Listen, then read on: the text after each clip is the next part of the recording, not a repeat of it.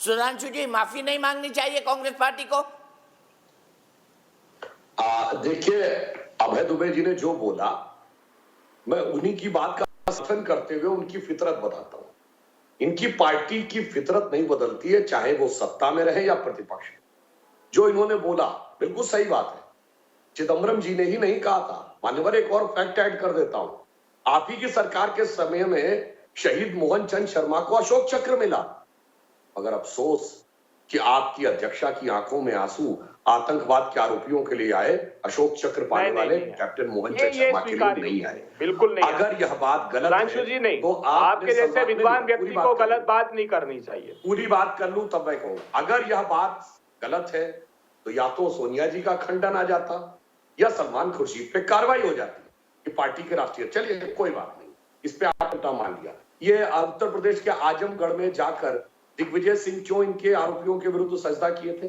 राम नरेश यादव समेत उत्तर प्रदेश के तमाम नेता गए थे। क्यों गए थे भाई? उन पे क्या कार्रवाई की आपने? और आपको बताता हूं, इतना ही नहीं है, आपकी सरकार का इंटेलिजेंस ब्यूरो कहता था, इंटेलिजेंस ब्यूरो के चीफ ने कहा इशरत जहां आतंकवादी है, और आपके नेताओं ने कहा इशरत जहां बिहार की बेटी है। फितरत नहीं बदली। आपकी सरकार का आधिकारिक बयान है, राष्ट्रीय नहीं अंतरराष्ट्रीय स्तर पे, कि 26/11 हाफिज सईद ने कराया, और दिग्विजय सिंह ने पुस्तक का विमोचन किया कि 26/11 आरएसएस ने करवाया। अगर आपकी सरकार सच थी तो दिग्विजय सिंह जी को पार्टी से क्यों नहीं निकाला? पुस्तक है, लेकिन उसमें किंतु परंतु नहीं। और अगर दिग्विजय सिंह सही थे तो क्या कार्रवाई की आपने? अब सुनिए, तो आपकी सरकार ने अफजल गुरु को फांसी दी, और मणिशंकर अय्यर और शशि थरूर ट्वीट करते हैं अफजल हालात का मारा था। ये क्या है भाई? ये फितरत आपकी बदलती नहीं। आपने गृह मंत्री की बात कही, आपके गृह मंत्री सुशील कुमार शिंदे ने जनवरी 2013 में कहा आरएसएस के कैंप्स में आतंकवाद का प्रशिक्षण दिया जा रहा है जयपुर में। और जब सदन में उनसे पूछा गया कि भाई आपने गृह मंत्री के रूप में कहा है तो इस बात का साक्ष्य सदन के पटल पर रखिए, तो आपके गृह मंत्री ने क्या कहा? मैंने वो ऐसे ही बोल दिया था, मैं अपना बयान वापस लेता हूं। गजब का काम आप करते हैं। आपकी सरकार पहले कहती है कि समझौता एक्सप्रेस पाकिस्तान की कारतूत है, अचानक वो यू टर्न लेके कहती है अब हिंदू आतंकवाद है, और उसकी कोई चार्जशीट ही नहीं जमा कर पाते।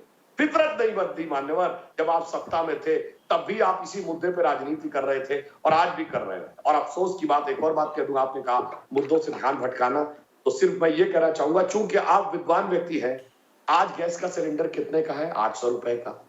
जनवरी 2014 में जब आपकी सरकार आखिरी दिनों में थी, गैस का सिलेंडर कितने का था मान्यवर? 1300 रुपए का।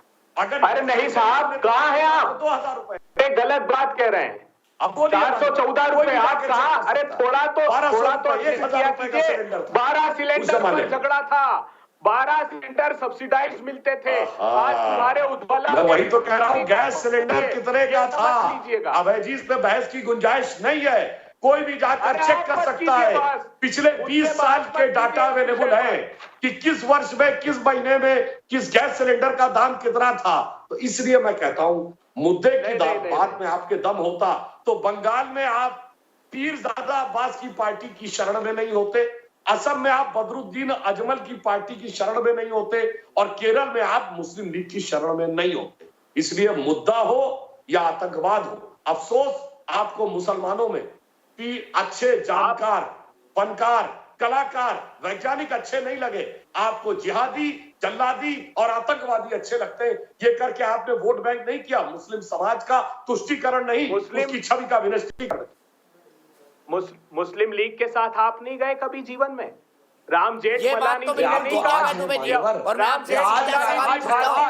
आतंकवाद की थ्योरी भी उसी जमाने में दी गई थी। अभय दुबे जी, आप याद करिए, भगवा आतंकवाद की थ्योरी भी उसी जमाने में दी गई थी जो औंधे मुंह पड़ी थी। दीपक जी, मैं कुछ घटनाक्रम इनको याद दिलाना चाहता हूं, इनके स्मृति पटलों को चिन्हित कर दूं। अरे साहब, राम जेठमलानी जी भारतीय जनता पार्टी के नेता, क्या कहा? अफजल गुरु को सही न्याय नहीं मिला, उसको ट्रायल का सही अवसर नहीं मिला। आपने वो तो आपकी पार्टी से भी चुनाव लड़ लिए थे, वो तो आपकी पार्टी से भी चुनाव लड़ लिए थे अटल बिहारी वाजपेयी जी के खिलाफ 2004 में। आप भूल गए भाई जी? दीपक जी, वो जब भारतीय राम जेठमलानी आपकी पार्टी से चुनाव लड़े थे आखिरी में, सबसे आखिरी चुनाव का 2004 में। रहते हुए उन्होंने कहा था, इन्होंने उस पर कोई आपत्ति नहीं ली। पीडीपी के मुखिया ने प्रधानमंत्री की मौजूदगी में कह दिया कि पाकिस्तान और आतंकवादियों का धन्यवाद करना चाहिए कि हमारे यहाँ चुनाव अच्छे से संपन्न हुए।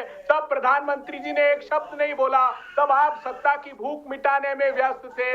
देखिए, एक बुनियादी अंतर है कांग्रेस पार्टी और भारतीय जनता पार्टी में। भारतीय जनता पार्टी ने अपने देश के हितों को तज कर सत्ता की भूख मिटाई है। जैसा मैंने अभी कहा, शारदा नारदा की बात ही नहीं करते आप, वेस्ट बंगाल जाते, किस मुंह से करेंगे? सारे मुख्य आरोपी ले लिए।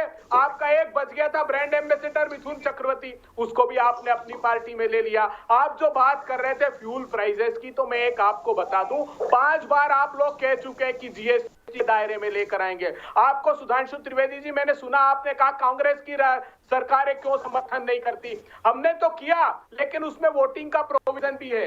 3/4 वोट से अगर जीएसटी काउंसिल में वोट कर लेंगे तो आपका निर्णय माना जाएगा। और हम तो स्वेच्छा से इसलिए कह रहे थे कि 5 साल तक जो स्टेट है उनको कंपनसेट करने का क्लॉज है उस जीएसटी में। और आपने फ्यूल जो डायनामिक फ्यूल प्राइसिंग पॉलिसी 2017 में लाई है, उसका भी आप उल्लंघन कर रहे हैं। तो देश की जनता को मूर्ख मत बनाइए। त्राहिमाम कर रही है महंगाई से, हाथ जोड़कर प्रार्थनाएं कम कर दीजिए। ये सिर्फ हिंदू मुस्लिम, आप शमशान कब्रिस्तान, दिवाली, रमजान कब तक, कितने दिनों तक करेंगे बताइए ना।